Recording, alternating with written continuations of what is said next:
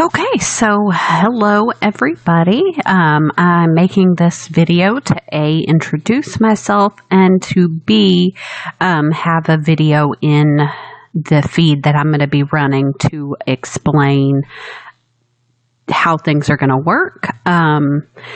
Just as a placeholder, I guess. I'm kind of new to doing the video thing, so bear with me. So hi, I'm Dr. Burns. I am the clinic director for Lamar University's Audiology Clinic, and I teach the Introduction to Evidence-Based Practice course.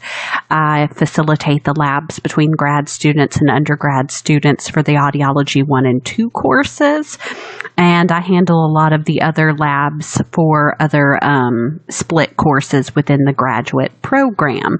I also unfortunately say a lot. My apologies.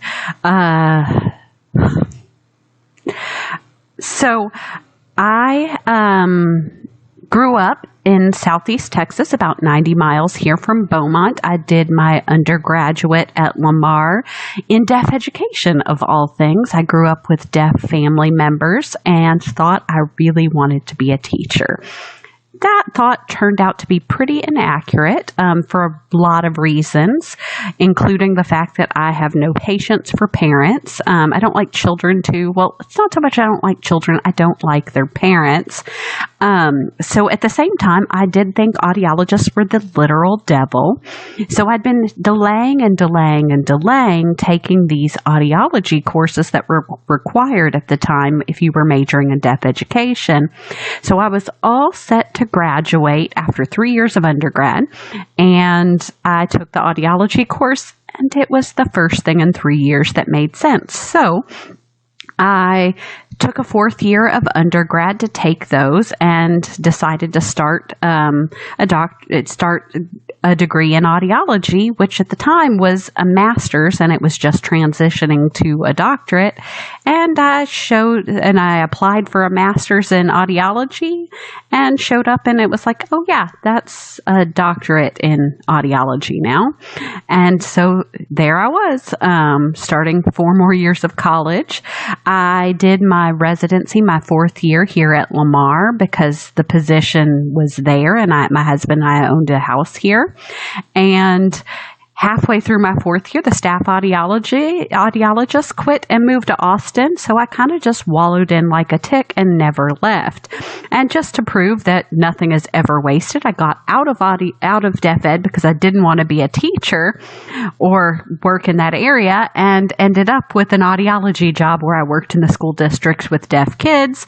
And the position was at that time just to see patients, to keep this clinic running in between students. And then it was like, oh, could you maybe handle some of these labs? Oh, could you maybe do the training for hearing screening? Oh, could you maybe teach this class? And once I get a hold of something, I don't let it go.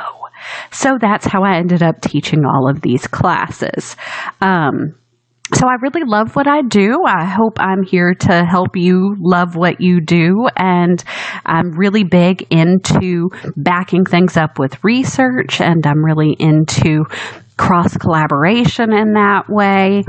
And I have a very open door policy. Now, in the time of Corona, that's more of an open internet policy. So to that end, let's talk about how you can get a hold of me. So I have, and this isn't new for Corona, nor is a lot of the digital stuff for my class that's organizational for me, but I have this booking page where you can schedule an appointment, and the link is everywhere. It's going to be on your syllabus. It's going to be in your OneDrives. It's in your emails. But when you go into it, there are a variety of options for you to schedule a meeting with me. And I'm sorry about the weird order that they're in. The system's not really super great about that. But mostly you're going to schedule with me an online meeting. So you would pick the amount of time that you need. If you want to do a group meeting online, that is possible, but it is the glitchiest part of the system. So if you want to do a group meeting, Make sure you talk it over with the group ahead of time that you want to meet with. Click on it, book the appointment, and then shoot me an email with the with the other group members that you want me to add to it manually. And what this will do is it'll block my schedule, and it'll send you a link with which you would use to get into the meeting. And that's how you would access it, so we're all on the same page. I can add the secondary people manually. Sometimes, if you're really, both of you, you're on your own screens and you're logging in and booking it at the same time, it'll let up to 3 people do it at the same time, but it's kind of a dumb system. But this online 60, 30, 45, or 90, those are going to be probably the more often used one. I do have the in-person ones. That's originally how I used to do it. Obviously, don't do those unless you really, really need to. So let's say you wanted a 30-minute meeting. You would select the time, and then it would show you what your options were.